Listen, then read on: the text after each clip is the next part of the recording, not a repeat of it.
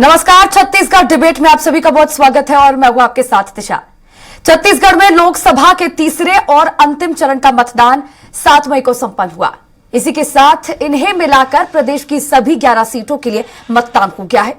तीसरे चरण में छत्तीसगढ़ में कुल 71.98% मतदान हुआ है। मतदान के रुझान और आंकड़ों को लेकर अब राजनीतिक दलों के अपने अपने दावे सामने आ रहे हैं। बीजेपी इसे अपने पक्ष में बताते हुए नजर आ रही है। सभी 11 सीटों पर जीत का दावा बीजेपी कर रही है। वहीं कांग्रेस 11 में से अधिकांश सीटों पर जीत हासिल करने की बात कह रही है। देखिए ये खास रिपोर्ट। छत्तीसगढ़ में तीसरे चरण में 7 मई को 7 सीटों पर मतदान हुआ।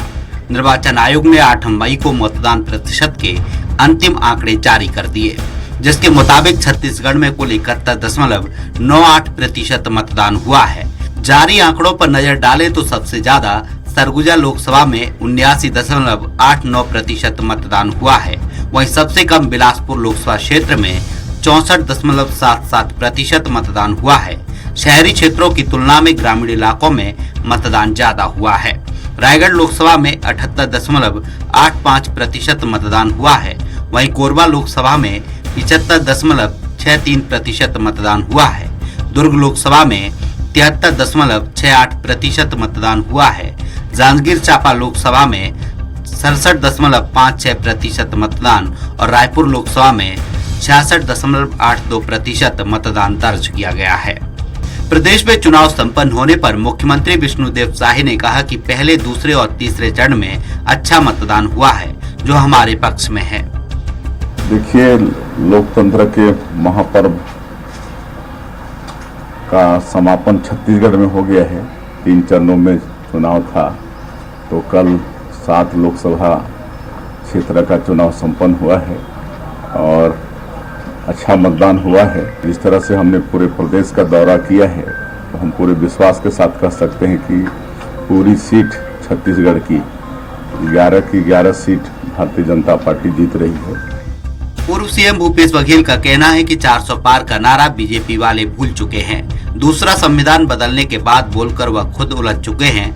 तीसरी बात यह है कि मोदी जी को 10 साल मौका मिला। मोदी जी के चेहरे में अब आकर्षण नहीं रहा है। बीजेपी अब किम कर्तव्य विमूढ़ हो गई है। अब करे तो करे क्या? देखो, 400 पार का नारा वो भूल चुके हैं।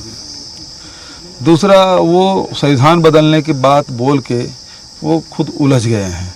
तीसरी बात यह है कि मोदी जी को 10 साल मौका मिला। अब मोदी जी का चेहरा कोई उसमें आकर्षण अब रहा नहीं है, तो भारतीय जनता पार्टी अब वो किंग कर्तव्य विमूढ़ हो गया, करें क्या? उप मुख्यमंत्री विजय शर्मा का कहना है कि 300 सीटों में मतदान के आधार पर बड़ी संख्या में भाजपा के पक्ष में होने वाली है। दूसरे चरण के मतदान के बाद लगभग 100 सीट भाजपा के पक्ष में आएंगी। मतदान के आधार पर बहुत बड़ी संख्या भाजपा में, पूरा आकलन तो मैं नहीं कह सकता, लेकिन बड़ी संख्या भाजपा के तरफ से होने वाली है। दूसरे चरण के मतदान के बाद लगभग 100 सीटें भाजपा की बन रही है, इसका आकलन हुआ था। कल पार्टी कार्यालय में सर्वे भी किया गया था और आज शाम तक शायद कुछ और निर्णय आएगा इसमें। अच्छी संख्या के साथ भाजपा का एनडीए जो है वो 400 पार जाने वाला है। कांग्रेस संचार प्रमुख सुशील आनंद शुक्ला का कहना है कि जिस प्रकार से पहले और दूसरे चरण में मतदाताओं ने कांग्रेस के प्रति रुझान दिखाया, वैसे ही तीसरे चरण में भी देखने को मिला है। जिस प्रकार से पहले और दूसरे चरण के मतदाताओं ने कांग्रेस के प्रति रुझान दिखाया, वैसा ही रुझान तीसरे चरण में भी देखने को मिला। और हम पूरी तरीके से आश्वस्त हैं कि जो प्रदेश की 11 सीटें हैं, उसमें अधिकांश में कांग्रेस पार्टी को उम्मीदवार जीत रहे हैं। 7 लोकसभा क्षेत्रों जहां कल मतदान हुआ, वहां पे हर बूथ पे ऐसा देखने को मिल रहा था जैसे कांग्रेस के पक्ष में एक लहर चल रही है। मोदी सरकार के खिलाफ एंटी इनकम्बेंसी है और निश्चित तौर पर इसका फायदा कांग्रेस को मिल रहा है। बहरहाल छत्तीसगढ़ में तीनों चरणों का मतदान हो चुका है। मतदान के आंकड़े भी सामने आ चुके हैं। जिस तरह से बीजेपी ने प्रचार प्रसार में अपनी ताकत झोंकी है, प्रधानमंत्री नरेंद्र मोदी सहित तमाम राष्ट्रीय नेताओं ने दमखम लगाया है। इसे देखते हुए सभी 11 सीटों पर परचम लहराने का दावा कर रहे हैं। वहीं कांग्रेस भी केंद्र की बीजेपी सरकार के खिलाफ एंटी इनकम्बेंसी का माहौल और अपने न्याय पत्र के आधार पर सफलता हासिल करने की बात कह रही है। अब तो रिजल्ट आने के बाद 4 जून को ही पता चलेगा कि किसके दांव में कितना दम है। रायपुर से स्वराज एक्सप्रेस के लिए दिलीप साहू की रिपोर्ट। चलिए अब इसी पर और भी ज्यादा चर्चा करने के लिए हमारे साथ एक खास पैनल जुड़ गया, आपका परिचय उनसे करा देते हैं। भारतीय जनता पार्टी प्रवक्ता सुनील चौधरी जी हमारे साथ जुड़ गए हैं, कांग्रेस प्रवक्ता डॉक्टर शिल्पा देवांगन जी हमारे साथ जुड़ गई हैं और राजनीतिक विश्लेषक डॉक्टर अजय चंद्राकर जी भी हमारे साथ जुड़ गए हैं। आप तीनों मेहमानों का स्वराज एक्सप्रेस में बहुत बहुत स्वागत करती हूँ। चर्चा की शुरुआत अजय जी मैं आप ही से करना चाहूंगी। कल छत्तीसगढ़ में तीसरे चरण का मतदान संपन्न हो चुका है, 11 की 11 सीटों पर मतदान हो गए हैं। अब आंकड़े भी फाइनल सामने आ गए, चुनाव आयोग ने जारी किए हैं, बम्पर वोटिंग हुई है। मैं मोटा मोटा ये जानना चाहूंगी आपसे, अभी फिलहाल ये कहना कि वोटिंग कम या ज्यादा किसके पक्ष में है ये कहना अभी ठीक नहीं होगा, जल्दबाजी होगी, लेकिन ज्यादा वोटिंग हुई है तो अब जिस दिन मतगणना है तो उसके मद्देनजर इसके क्या मायने हम निकाल सकते हैं, सबसे पहले यही जानना चाहूंगी मैं आपसे। कोई थर्मामीटर नहीं बना जिसमें वोटिंग ज्यादा होती है या कम होती है तो वो सत्ता पक्ष के लिए है कि विपक्ष के लिए है जी, एथेंटिक रूप से या साइंटिफिक रूप से नहीं कहा जा सकता। जो कहा जाता है वो सिर्फ अनुमान होता है। रही बात यह है कि 2024 के लोकसभा चुनाव के अक्स तले और छत्तीसगढ़ राज्य के निर्माण के बाद पहली बार छत्तीसगढ़ को एक आदिवासी मुख्यमंत्री मिला, तो उसका प्रभाव भी दिखाई दे रहा है, खास तौर से सरगुजा के क्षेत्र में या फिर स्वयं मुख्यमंत्री के रायगढ़ के क्षेत्र में। ये जो कह सकते हैं कि ऐसा इंपैक्ट है जो एक प्रकार से अंदर एक अलग रूप में करंट था। लेकिन 28 साल के बीजेपी के सफलता का इतिहास 86% से 90% तक छत्तीसगढ़ के लोकसभा चुनाव में बीजेपी के सफलता में, उसको कांग्रेस निश्चित रूप से इस समय प्रत्याशियों के चयन में सतर्क रही और सतर्क होने के कारण पास्ट जो इलेक्शन रहे लोकसभा के उसके अनुभव के अक्स तले निश्चित रूप से कई सीटों पर फाइट करते नजर आई जी। लेकिन बीजेपी से भी एक आध जगह शायद प्रत्याशियों के चयन में त्रुटि हुई है, वहां पर निश्चित रूप से बीजेपी को एक्स्ट्रा एफर्ट लगाना पड़ा जी। लेकिन मूल बात यह है कि कांग्रेस अगर 2 सीट से आगे बढ़ती है तो निश्चित रूप से वो अपने रणनीति के अनुसार आगे बढ़ती नजर आएगी। लेकिन 11 में 11 सीट जो अटल बिहारी वाजपेयी जी का सपना था वो आज तक पूरा नहीं हुआ है और इस समय 11 में 11 जीतना कहना तो अच्छी बात लगती है, लेकिन ग्राउंड रियलिटी दूसरी बात है। जी बिल्कुल, चलिए ठीक है अजय जी, अब राजनीतिक मेहमानों का भी रुख कर लेते हैं हम। कांग्रेस से हमारे साथ शिल्पा जी जुड़ी हुई है। शिल्पा जी, अब मेरा सवाल आपसे होगा, कांग्रेस नेता लगातार कह रहे हैं कि आश्वस्त हैं, कांग्रेस की लहर बनी हुई है और अधिकांश सीटें 11 में से कांग्रेस ही जीत रही है। मेरा सवाल आपसे यह है कि आखिर इतने आश्वस्त कांग्रेस पार्टी क्यों नजर आ रही है?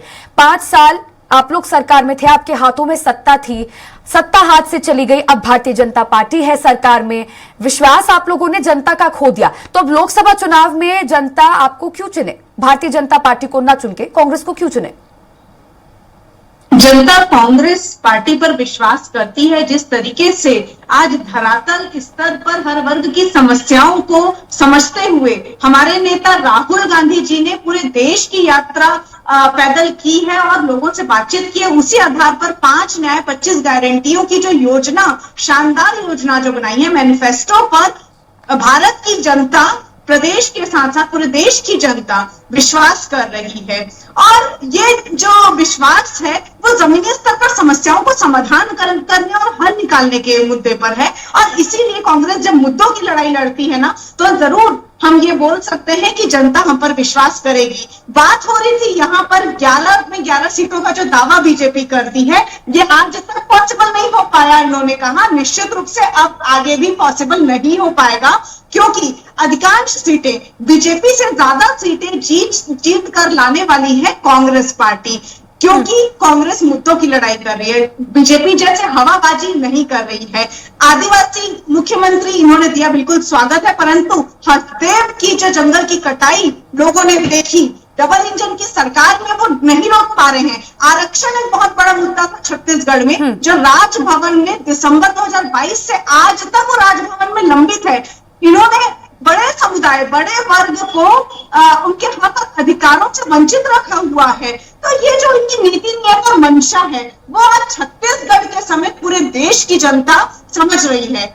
400 पार का जो दावा करते हैं ये आज इन पर बात नहीं करना चाहते, क्योंकि इनको खुद को पता है कि जनता समझ गई है कि ये 400 पार वाली जो बात कर रहे थे वो संविधान को बदलने के लिए, संविधान खतरे में, आरक्षण को खत्म करने के लिए कर रहे थे। इसलिए जनता का रुख देखते हुए आज ये स्थिति है कि गुजरात में भी अभी सभाएं होती है तो वह किराए की भीड़ भी जुटाने के बाद सीटें खाली रहती, कुर्सियां खाली रहती है। तो जमीनी ग्राउंड रिपोर्ट जो है इनके सर्वे में भी बहुत अच्छे से ये पहचानते हैं। ये तो मुद्दे हो गए जो आप गिना रही है भारतीय जनता पार्टी के खिलाफ, लेकिन मैं ये पूछना चाहती हूँ असल में आपसे, आप कह रही हैं कि कांग्रेस पार्टी पर जनता भरोसा करती है। 5 साल आपकी सरकार थी, आप लोग सत्ता में थे, आप लोगों को छोड़कर भारतीय जनता पार्टी को जनता ने मौका दिया, इसीलिए अभी सरकार में है। तो अचानक अब महज 2 से 3 महीनों की सरकार में जनता ने ऐसा क्या देख लिया कि भारतीय जनता पार्टी को छोड़कर कांग्रेस का रुख कर ले? मेरा ये सवाल है। जनता ने जनादेश दिया डबल इंजन की सरकार, परंतु आप खुद देखिए छत्तीसगढ़ की जनता देख रही है डबल इंजन की सरकार में जो ट्रेनों की समस्या थी, जो सांसद जो है कि 9 सांसद बीजेपी के थे, उन्होंने आवाज एक तो नहीं उठाई और डबल इंजन की सरकार होने के बावजूद भी वो ट्रेनों की समस्या है आज भी वैसे की वैसी है। जनता परेशान है और त्रस्त है। तो जनता समझ गई है, किसान परेशान है, आक्रोशित है, उनको उनके हक और अधिकार नहीं मिल पा रहे हैं, जो उन्होंने नौकरियों का वादा किया था वो नहीं दे पा रहे हैं, महिलाओं से महतारी वंदन योजना में ये पूरी राशि आवंटन नहीं कर पा रहे हैं। इन्होंने चुनाव के चलते 1 महीने 2 महीने का दे दिया, परंतु स्टार्टिंग के 2 महीनों का इन्होंने उनका हक और अधिकार को ये खा गए। तो इस तरीके से ये छत्तीसगढ़ की जनता महिलाओं को या युवाओं के साथ ठगी कर रहे हैं, वादा खिलाफी कर रहे हैं, जो कि इनका चरित्र है। जनता ने मौका दिया, फिर भी वादा खिलाफी से जनता को ठगा सा महसूस करा रहे हैं। ठीक है, चलिए, ठीक है शिल्पा जी, सुन लीजिए, अब आपके पास आना चाहूंगी मैं। तमाम तरह के आरोप शिल्पा जी ने भारतीय जनता पार्टी पर, आपकी पार्टी पर लगाए हैं। सबसे पहले तो मैं चाहूंगी कि आप इस पर अपना पहला रिएक्शन दें। इसके साथ ही मैं एक बात आपसे अलग से ये पूछना चाहूंगी कि इस बार का जो पूरा इलेक्शन कैंपेन था वो प्रधानमंत्री नरेंद्र मोदी के चेहरे पर ही केंद्रित था। मेरा सवाल यह है कि प्रत्याशियों को आपने उतारा चुनावी मैदान में, तो क्यों प्रत्याशी चेहरा नहीं पर प्रधानमंत्री नरेंद्र मोदी? क्या आपके राष्ट्रीय संगठन को राज्य संगठन पर भरोसा नहीं है?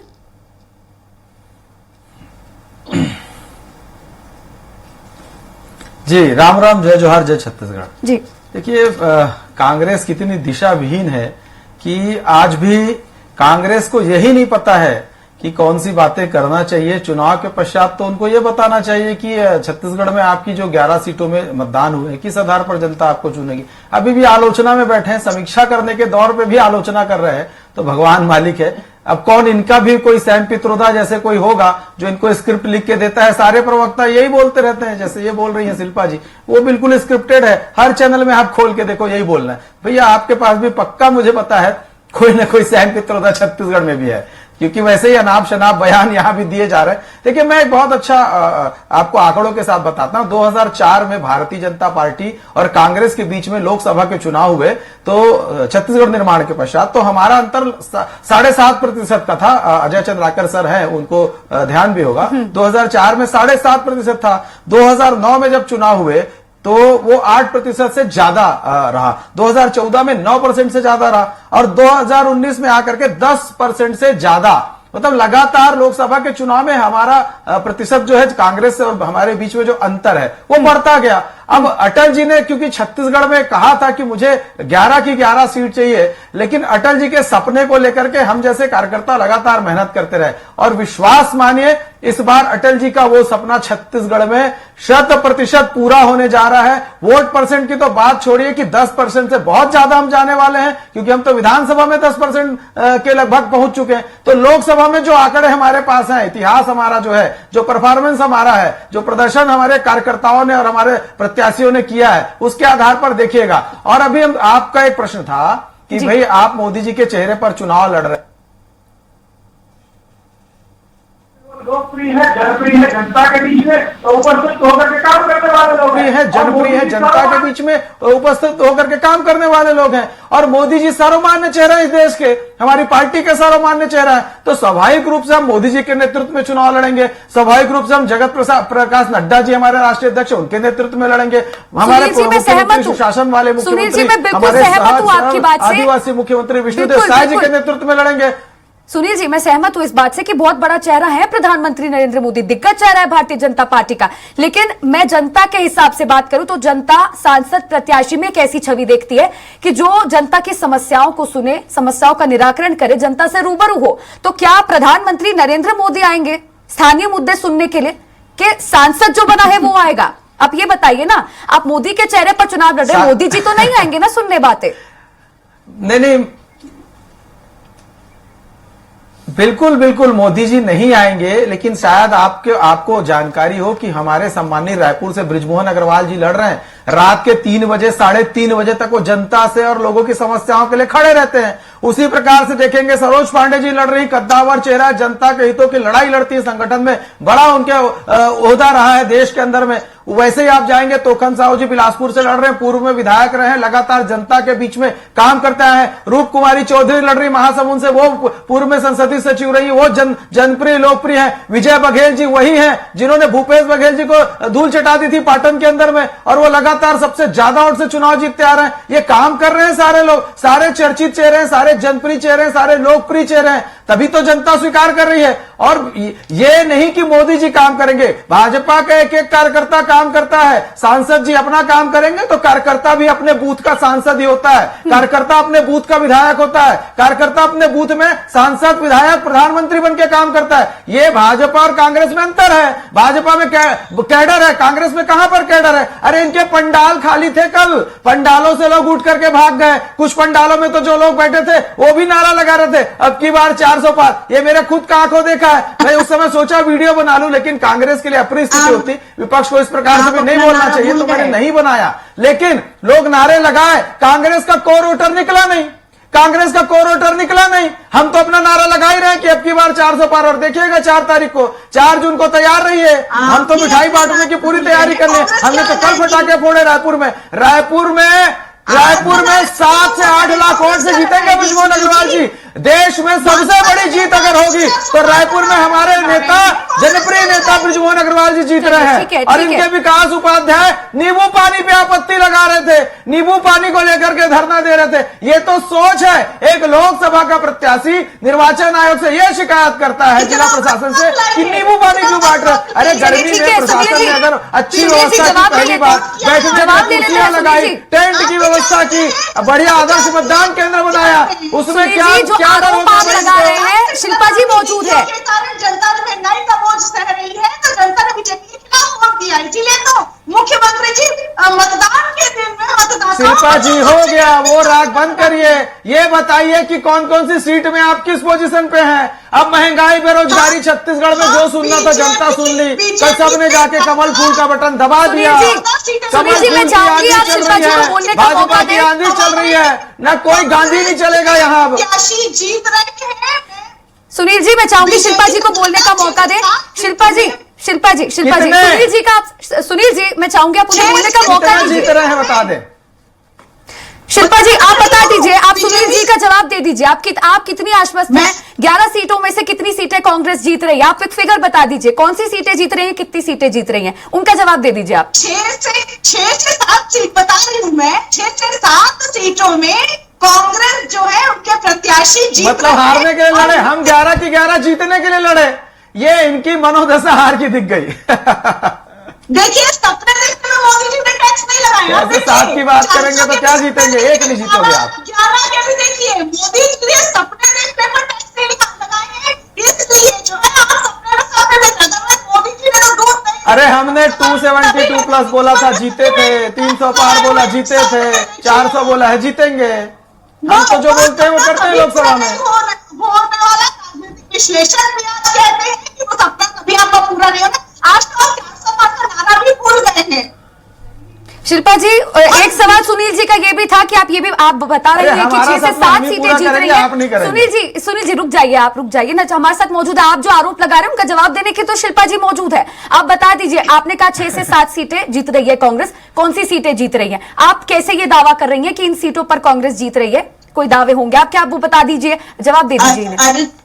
जमीनी हार रही हो कैसे बता रही है, कुछ नहीं है उसके हिसाब से मैं बोल रही हूँ। पिछले 2 चरण और अभी के जो 2 चरण है इसमें उसके हिसाब से मैं बता रही हूँ कि 6 से 7 सीट जो है, और उसके अलावा जो बाकी सीटें है उस पर भी संघर्ष, कड़ा संघर्ष है, उसमें से भी कई सीटें हम जीत कर निश्चित रूप से जिस दिन रिजल्ट आएगा 6 से 7 सीट जो हमारे कांग्रेस का कंधा झुक गया था कल, और वो आज इनके प्रवक्ताओं के बयान में भी दिखने लगा। ये झुके हुए कंधे टूटे हुए मन से थोड़ी ना जीत पाई थी कोई पार्टी। अरे भाजपा का कार्यकर्ता शेर जैसा लड़ा है, रिजल्ट देखिएगा। आप इतने बौखलाए हुए क्यों हैं? आपके बारे में आप बोलते नहीं, आप इतने बौखलाए हुए क्यों हैं? आपके मुख्यमंत्री इतने बौखलाए हुए क्यों हैं? आप जो है आपके सर्वे रिपोर्ट में, अरे मैं बड़े प्यार से बोल रहा हूँ शिल्पा जी, सर्वे रिपोर्ट में ना उसने साफ कह दिया मोदी की कोई लहर नहीं है, मोदी की कोई गारंटी की हवा नहीं है, यह देश की जनता जानती है। अरे कौन सा सर्वे आप लोग करा लेते हो? अरे कांग्रेस सैम पित्रोदा के सर्वे पे चलती है लगता है। अरे वो चीन, अरब, चीन जैसे दिखते हैं, अंग्रेज जैसे दिखते हैं, अफ्रीकन जैसे दिखते हैं, अरब जैसे अब मैं पूछना चाहता हूँ आप किसके जैसे दिखती है? सैम पित्रोदा जी को बता दीजिए। मैं तो भारतीय जैसा दिखता हूँ, अब कांग्रेसी बता दे वो किनके जैसे दिखते हैं। उनके बड़े सलाहकार ऐसे बयान देते हैं, अरे शर्म आनी चाहिए, ये अमेरिकन चीजों को क्यों ला देते हैं? अरे जरा भारतीयता रखिए। शिल्पा जी आप किनके जैसी दिखती है? सैम पित्रोदा को बताइए। ये कैसे कैसे बयान दे रहे हैं? अब जनता 400 पार नहीं करी, अभी तो उससे ज्यादा पार कर देगी और कांग्रेस को पूरा पार कर देगी। अरे समझाओ, राजीव गांधी जी के समय से सलाहकार है, वो अमेरिका में बैठ के क्या बोलते हैं उनको खुद को पता है कि नहीं? और छत्तीसगढ़ में भी कुछ कोई सैम पित्रोदा है लगता है।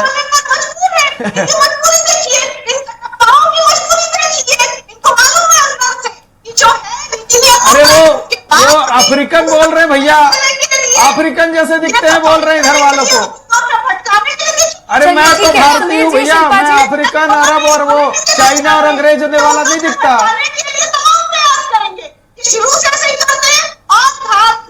वो आपके राहुल गांधी जी बोले एक्सरे कराएंगे, आपके पास कितना धन है, स्त्री धन, उसको जांच करेंगे।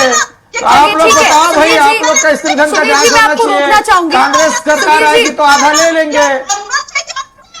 सुनील जी आपको रोकना चाहूंगी मैं। शिल्पा जी आप एक आखिरी जवाब सुनील जी का यही दे दीजिए। सैम पित्रोदा को लेकर आपकी पार्टी पर जो आरोप वो लगा रहे हैं, क्या आपको ये सही लगता है कि लोकसभा चुनाव चल रहे हैं देश भर में और सैम पित्रोदा का ये दूसरा विवादित बयान है, नस्लीय टिप्पणी वो कर रहे हैं? आपको क्या लगता है कि हालांकि इस्तीफा वो दे चुके हैं पार्टी से और पार्टी लगातार किनारा भी करते रहे उनके बयानों से, लेकिन है तो कांग्रेस पार्टी के ही नेता, कितना सही आप इसे समझती है?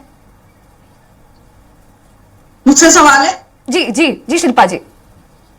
किनके बारे में पूछे? मुझे थोड़ा वॉइस क्लियर नहीं थी। सैम पित्रोदा को लेकर जो आरोप सुनील जी आपकी पार्टी पर लगा रहे हैं, मैं ये पूछना चाहती हूँ आप इसको कितना सही मानते हैं? देश भर में लोकसभा का चुनाव चल रहा है, ये दूसरा विवादित बयान है सैम पित्रोदा का, नस्लीय टिप्पणी इस बार उन्होंने की, आप इसे कितना सही समझती हैं? क्या ये सही है? चुनाव चल रहा है उसके बीच में। देखिए, नक्सलवाद पर राजनीति करने के लिए भारतीय जनता पार्टी तमाम प्रयास करती है, जो मेन उद्देश्य है भटकाने की कोशिश। में नक्सलवाद की बात ही नहीं कर रही, नस्ली बोल रहे हैं, नस्ल। शिल्पा जी नस्लीय टिप्पणी, सैम पित्रोदा ने नस्लीय टिप्पणी आज की है, आप जानती होंगी नस्लीय टिप्पणी की है आज, पता नहीं होगा। उस पर मैं आपका रिएक्शन चाहती हूँ। मुझे जानकारी नहीं पता, लाइन बता देंगे तो।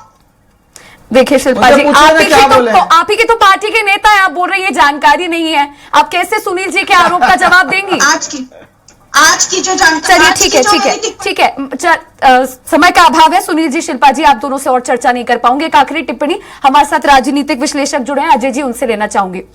अजय जी, तमाम तरह के आरोप प्रत्यारोप दोनों ही पार्टियां एक दूसरे पर लगा रही हैं, दावे भी दोनों ही पार्टियां कर रही हैं, लेकिन भारतीय जनता पार्टी जिस तरह से 400 पार का नारा इस बार दे रही है, क्या लगता है कितना आसान होगा बीजेपी के लिए इस जीत को हासिल करना? या फिर एक चीज इसमें और भी है जिस पर शायद संशय ना हो कि 2019 के जो परिणाम थे, जो आंकड़ा था, वही रिपीट हो जाए, बीजेपी 9 और कांग्रेस 2? क्या लगता है आपको?